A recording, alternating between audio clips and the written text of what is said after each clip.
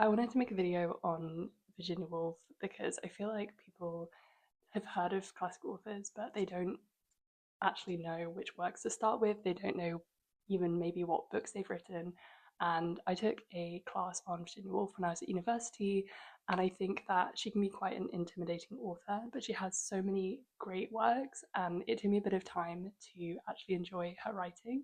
But when I did, she's now like one of my favorite authors. So I've kind of divided up the some of the works that I've read into different categories to know where to start, whether you're kind of a beginner to Virginia Woolf, whether you're looking for something a bit more challenging, maybe you've read quite a lot of classics already, or whether you want to dive right in with some of her best and most complex works. Virginia Woolf was part of the modernist movement of writers, which means that a lot of her works are almost deliberately confusing. A lot of her novels are written in stream of consciousness, which means you really get inside the character's head. This is one of the things I really love about her works, but it can be a little difficult to get your head around the first time.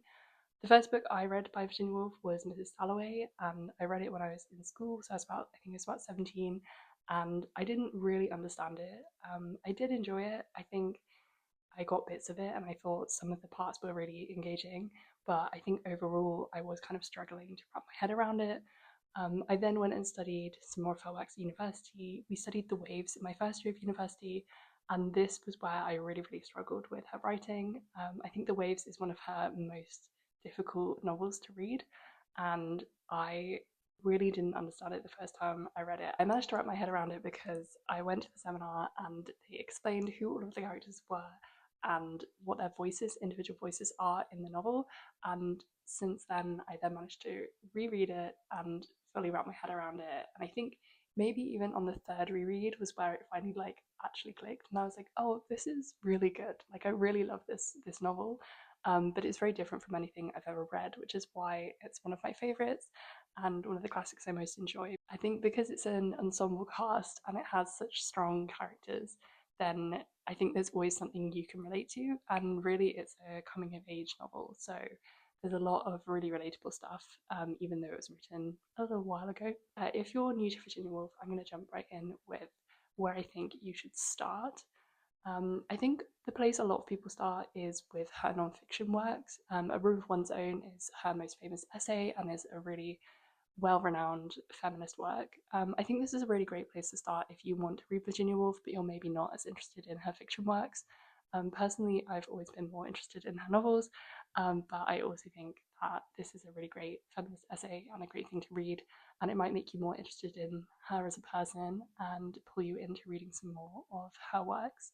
Another great one to start with is Mrs. Dalloway. This is where I started with Virginia Woolf, and I think that it's a really good introduction into her style as she starts to develop that stream of consciousness element of her writing. The novel is set over 24 hours and it revolves around Mrs. Dalloway, who is planning a party, and it kind of goes off onto sidetracks about all of these different things that have happened and the background of her as a character and some of the other people who are also attending the party. I think this really shows what you can do with this style of writing, and I think knowing that it kind of revolves all around this one central event makes it a little bit easier to understand than some of her other novels. Mrs. Dalloway is also one of her most famous works, so I think if you're trying to take some things off your list of books that you want to read, then I think it can be a good one because it's a nice one to be able to talk to people about. And there's a lot of stuff online about Mrs. Dalloway, so you can kind of delve into understanding things you might have missed. I think Virginia Woolf is a very deliberate and careful writer, so I think there's so much you can do with rereading her works and kind of delving more into the history and what she's included in them. I mean, that's why a lot of people study them and study them at depth, is because her writing is just very good. It's very well done. I think my next pick for kind of an intro to Virginia Woolf is one of her lesser known works, and one of her earlier works, which is Jacob's Room. This was actually one of my favourites from the course that I did. I didn't really know that much about it. Again, it deals with a lot of kind of topics of the themes of the war, mental health, and that kind of grief that comes with war, and how people's lives are irrevocably changed. Um, one part I really enjoyed in it is a part where he kind of does a Euro trip, and he's traveling through Europe, and I think that kind of slightly more linear narrative makes it a little bit easier to understand. At this point, Virginia Woolf was still developing her style, so it's not as perhaps complex as some of her later works, but it's still a really, really great intro into her writing style. And if you're become a huge fan of her works, you can also then trace that style as it develops over time.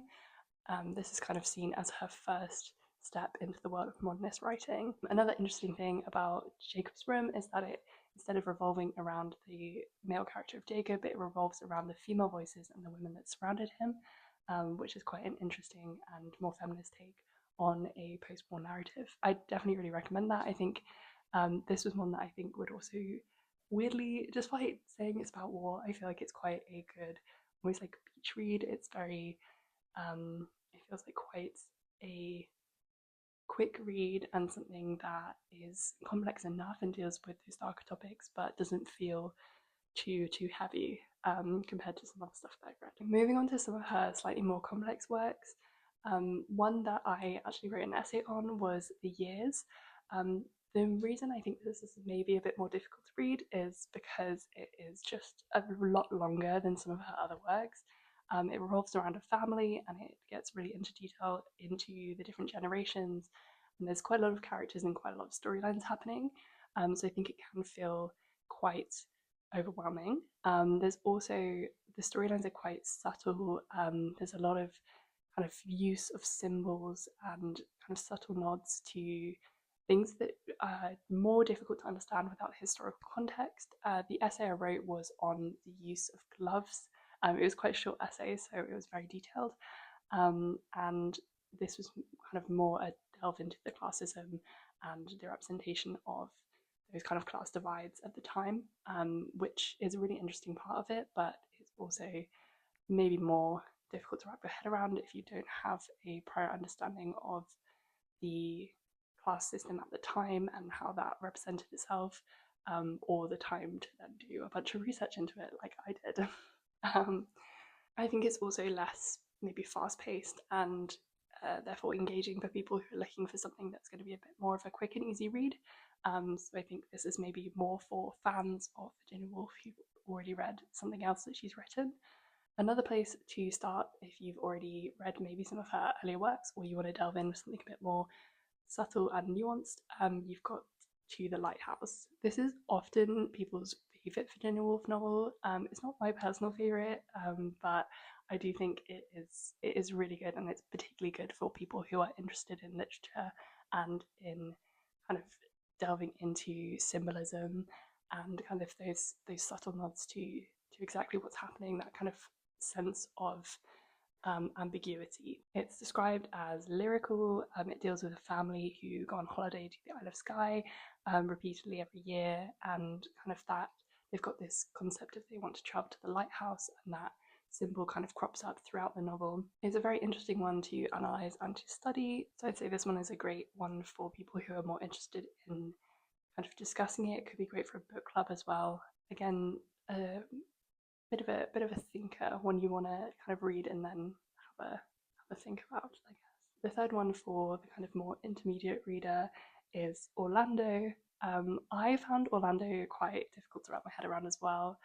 It follows the character of Orlando as they're traveling through time essentially, which means I think it's a really fun concept, and a really kind of interesting and more engaging background. If you maybe have read more historical fiction or even fantasy, then this might be more your speed, as the other ones are much more based in the time that Virginia Woolf was writing.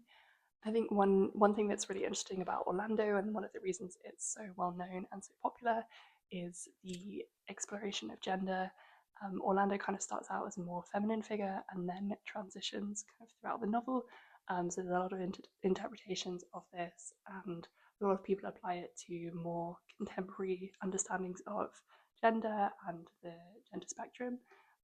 So it's definitely a great read, especially if you're interested in kind of LGBT representation throughout history. It's a really, really important work, and I think, yeah, the way it's done is very, very interesting. Finally, onto the most complicated for the biggest fans of Virginia Woolf. I only have two books, which I think are maybe more complicated, more for people who have already read some of her works. One of them being The Waves. As you may have understood from this video, I found it super hard to read.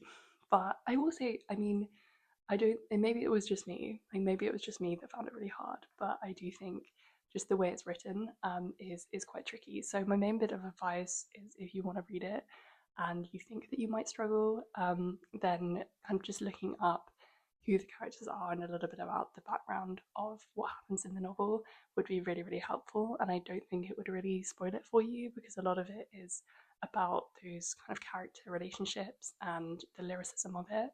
Yeah, I mean, I maybe wouldn't look up a full synopsis, as there are some bigger events that happen that you probably don't want spoilers for. But overall, kind of having a little look at some of the character descriptions would be really, really helpful. Also, just knowing that the way it's written is that the ensemble cast, their voices kind of blur together, and sometimes multiple people are speaking at once. And even in one sentence, you can maybe shift from one point of view to another, which is what I really love about it. What I think is so unique and so engaging. I think it's been done more recently with books like Bunny, I think, and a few other ones I feel like that I'm not thinking of now.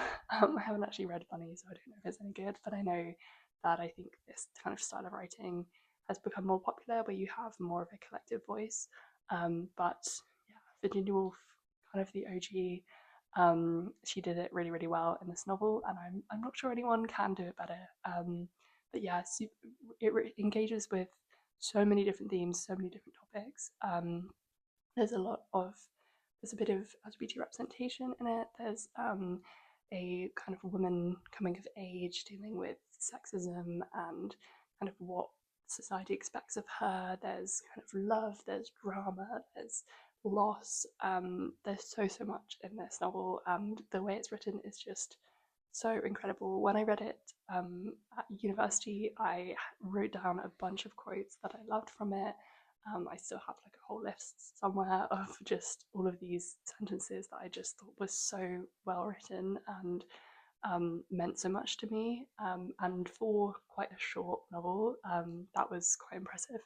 So yeah, definitely this is kind of the end game of Virginia Woolf, I guess. This is the one that I want people to read, but I think is one of the most intimidating ones. But really, really worth it if you put in the time and actually sit down and try and understand what is happening. The other book that I put in the more advanced stage is Between the Acts, which is one of her later works. It's actually the one I didn't read. It was the last one on our course, and by that point I was already writing my essay, so I hadn't actually read it. But I know that it's described as very lyrical, and it's also got a play within a novel. So I think there's quite a lot happening in that that might make it a little bit more complicated than some of her other works. I also think, as one of her less famous works, it's maybe one that people come to when they've read some of the really famous ones like Mrs. Dalloway or Orlando, or even A Room of One's Own. So overall, I hope this was helpful for anyone who wanted to read some Virginia Woolf and didn't really know where to start. I do think, I mean, I've talked a lot about how complex these novels are, but I understood them, so you can too. But I think the point of this video is just to know where to start and just to not be afraid to not understand things. I think there's kind of a trend online to read the most amount of books possible, but I think it's really worthwhile to actually spend some time understanding stuff. If you are reading something that is written 50, 100 years ago plus, it is going to be more difficult to understand perhaps than something that's more contemporary. And I do think that you should take that into account, and that doesn't mean it's not worth reading. There's so many great writers throughout history and so many great female authors, and I think that we should be taking the time to actually understand these writing styles, Virginia Woolf is such an important one because she was such a prolific voice in the modernist movement. And if you care about kind of writing styles, if you want to write better yourself, that's a lot of why I read as well, and why I read things like this, is to understand more about how you can write, how you can tell stories. And yeah, Virginia Woolf was such a powerful figure in this movement, and in how literature was changed. There's so many books that we probably wouldn't have now if she hadn't written everything that she did. Don't be scared to read something that is maybe more complicated and more intellectual. Hopefully, this might help you find your next Virginia Woolf novel to read. If you'd like to see more of these kinds of videos, then do let me know. I'd love to do one on some more classic authors. It might also force me to actually read some of the books that I keep saying I'm going to be reading. I think there's so many books throughout history that when people say they don't like classics or they don't read them, I do think that you can and you will find something you like if you find the right place to start and you find the right books. So I'd love to be able to use this channel to do that. So if you're interested in that kind of content, like this video, subscribe to my channel, comment below which author you'd like me to do next. We love female authors.